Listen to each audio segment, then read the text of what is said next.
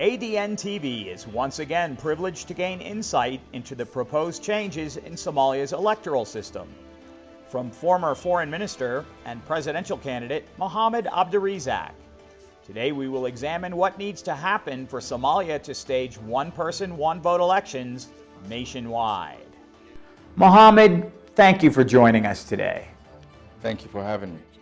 Can Somalia successfully stage universal suffrage elections in Benadir next year?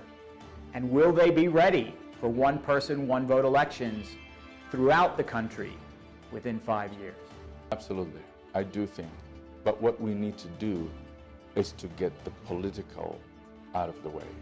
I always say the technical and the know-how of how to do this is easier. Let's get the political out of the way. Technically, it can be done. Let's also not underestimate the costs of it. Elections are not going to be cheap. It requires some funding, so the government has to budget for it. I'm not sure how far we are in that, but that also needs to be. Then all the other arrangements, such as security and all of that, can be arranged accordingly. But the political piece first has to be resolved and has to get out of the way. You talked about how there are some political processes we have to go through to be ready for universal suffrage elections. But there's also funding, there's voter registration, there are voting machines, there's a constitutional court. Is Somalia really going to be able to get all this done to be able to have one-person, one-vote elections? Right, all of those things have to be done. But we have seen part of the country actually do it.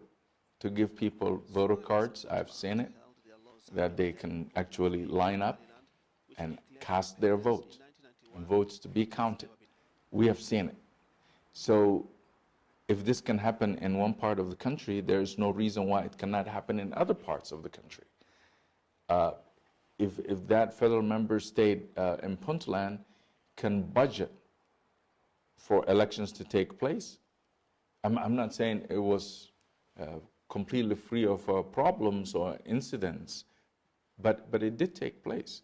So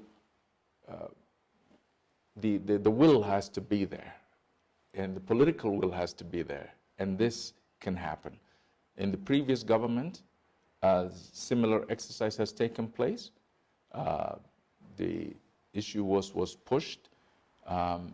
Ultimately, it was the federal member states that were not really on board, and it was the parliament where they have changed the draft law to something that cannot be implemented.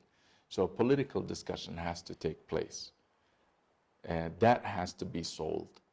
If that works out, the technicalities can come next. Will universal suffrage elections strengthen the mandate of the next president? We have to look at it, reality and constitution. And reality is that the president of Somalia today is elected by the two houses of the parliament, a total of 329 people. And whoever gets 2/3 of that vote becomes the president of the Federal Republic of Somalia. Imagine if Somalis, whoever can vote, millions came out and voted.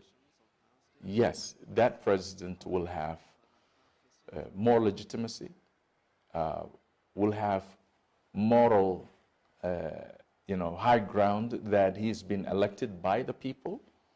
So that's that. But the issue of a constitution is different. And in constitution, as I mentioned before, we have to discuss all the elements of the constitutional architecture of government, from election, formation of government, dismissal of government, and the division of power. And that is where the real powers lie.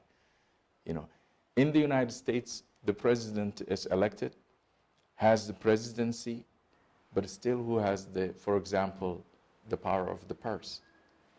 It is the legislative branch that decides, that can stop everything in the country unless you can come to a compromise.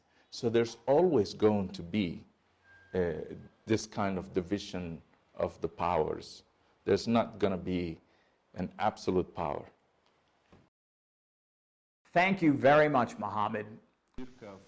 ADN TV will present the final episode in our series of interviews with Mohammed Abdurizak tomorrow, when we will discuss his experience as a presidential candidate and a foreign minister. This is Africa Digital News Television, ADN TV. Thank you for joining us.